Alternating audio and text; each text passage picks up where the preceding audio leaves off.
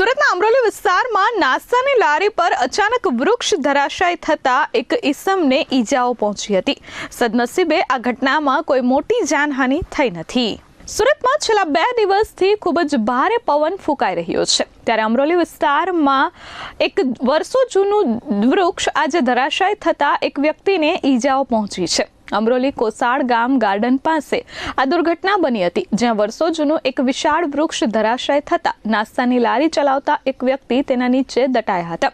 આ ગંભીર દુર્ઘટનામાં તાત્કાલિક જ તેમને સારવાર અર્થે હોસ્પિટલ ખસેડવામાં આવ્યા હતા। સાદિકભાઈ વૃક્ષની નીચે નાસ્તાની લારી ચલાવતા હતા। આજે ભારે પવન અને આકસ્મિક કારણોસર વૃક્ષ ધરાશાયી થતા તેમની લારી પર પડ્યું હતું અને આ દરમિયાન જ સાદિકભાઈ પણ ત્યાં ઊભા હતા। જો કે સદનસીબે તેમને વધારે ઈજાઓ થઈ નથી।